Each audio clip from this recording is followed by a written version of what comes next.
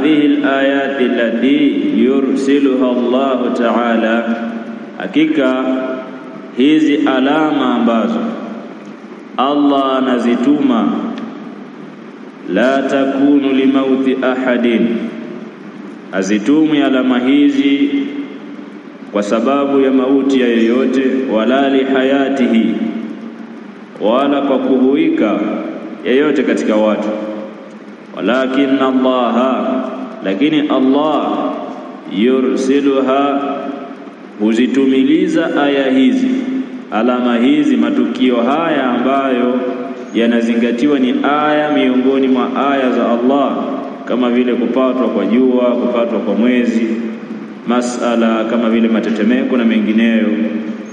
Yukhawifu biha ibadahu, huwa anayatumiliza matukio haya na alama hizi kuwatia hofu, kuwahofisha kwayo waja wake. Fa idha raaitum minha shay'a, mtakapoona miongoni mwa hayo matukio, miongoni mwa hizo alama, shay'a, chochote, fafza'u ila dhikrillahi, kimbilieni katika kumtaja Allah, wa du'aihi, na kuomba na kumwomba yeye Allah, wastighfarihi, na kumwomba msamaha.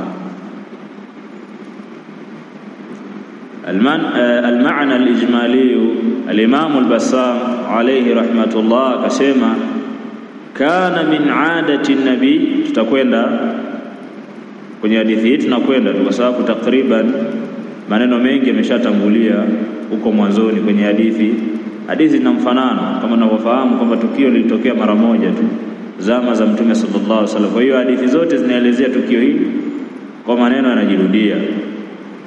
Anasema al-Imam al-Bassam rahimahullah, kana min aadati nabi, ilikuwa miongoni mwa ada na mazoea ya Mtume sallallahu alayhi wasallama, idha hasala taghayyurun, yanapotokea mabadiliko, fil awalimi alkauniyati, katika vilimwengu, alama hizi za kilimwengu, mabadiliko katika ile nidhamu ambayo Allah ameiweka ya kawaida. Inapotokea mabadiliko, min rihin shadidin, kama vile kupatikana upepo mkali sana kupita ile kawaida, sababu upepo upo siku zote, kama vile upepo mkali kupita kawaida, au ra'din qasifin, au radi ya vishindo, piga radi za vishindo ambazo zimepita mipaka katika radi za kawaida na mazoea yaliyozoeleka kwa wanadamu, ikawa ni radi za maangamivu, radi za kutisha na kutia hofu kwa watu, kiasi cha kuleta maafa pengine, au kusufin, au inapotokea kupatwa kwa jua, au khusufin, au kupatwa kwa mwezi. Sallallahu alayhi wasallama, ilipokuwa yakitokea mabadiliko haya katika nidhamu ya kawaida ya kilimwengu, hasala indahu khawfun, ilikuwa hupatikanwa kwake yeye hofu na uoga, min adhabi llahi ta'ala, hofu ya kuiogopa adhabu ya Allah subhanahu wa ta'ala. Sababu kwa ile ilmu ya yaqini sallallahu alayhi wasallam aliyokuwa nayo, anafahamu kwamba haya matukio yanaweza yakatumika kuadhibu watu, kama tulivyoona mpaka leo hii haya yanatumika kuadhibu watu. Mara ngapi mvua zinanyesha, mafuriko yakatokea, ikabaki tunatangaza idadi ya vifo. Mwaka jana limepiga tetemeko kubwa katika nchi ya Libya, wakafa maelfu ya watu. Kadhalika katika nchi ya Uturuki mwaka jana wakafa maelfu ya watu, zaidi ya watu 30,000. Tetemeko moja tu, pengine limedumu chini ya dakika 5. 40,000 watu chini ya dakika 5. Fallahu almusta'an, sallallahu alaihi wasallam. Sasa Mtume sallallahu alaihi wasallam alikuwa anatishika, sio watu wa leo nyoyo zimekuwa ngumu, kutu, madhambi.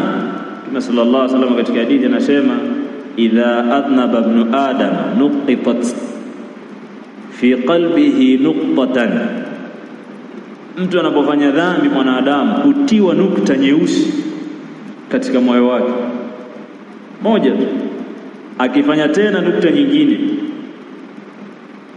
Anapozama katika madhambi huenda mpaka ule moyo wake ukawa ni mweusi, unakutu wote, ndo anakuwa ni mtu atishiki. Sasa ndo wengi wetu tulivyo hivi leo. Kalla bal rana ala qulubihim ma kanu yaksibun, sivyo hivi. Hiyo ni kutu iliyoko kwenye nyoyo zao kwa sababu ya yale ambayo wameyachuma katika matendo yao. Mtu haogopi lolote. Kupatwa kwa jua ndo kwanza watu wanakaa wanaegemea kwenye makochi, wanakunywa juisi, wanaangalia lile tukio la kupatwa kwa jua. Sinaona wametangaziwa na vyombo vya habari, wametoka uwanjani, watu wameegemea. Mtume sallallahu alaihi wasallam alikuwa anatishika, anafadhaika ile kutu ambayo ipo katika nyoyo kwa sababu ya kukithiri kwa madhambi. Kwa Imam al-Bassam rahimahullah anasema ilikuwa inapatikana kwake yeye hofu ya kuogopa adhabu za Allah, ayahilla bihadhihi al-ummati, akiogopea hiyo adhabu isije ikaupata umma huu, au usije, akiogopea usije ukapatwa umma huu ma halla bil umamil sabiqati, yale yaliyowapata nyumati zilizotangulia. Akiogopea isije ikawa sasa hichi kinachokuja kitawapata umma huu kama walivyopatwa nyuma zilizotangulia. Tunafahamu kwamba watu wa Nuh alayhi salam waliangamizwa kwa maji, wote wakaisha, dunia ikaanza upya. Watu wa Ad wakaangamizwa kwa upepo mkali, wengine wakaangamizwa kwa ukelele, wengine wakagharikishwa katika maji kama vile ibn Firaun na jeshi lake. Mtume sallallahu alaihi wasallam alimuomba Allah subhanahu wa ta'ala umma huu siangamizwe wote.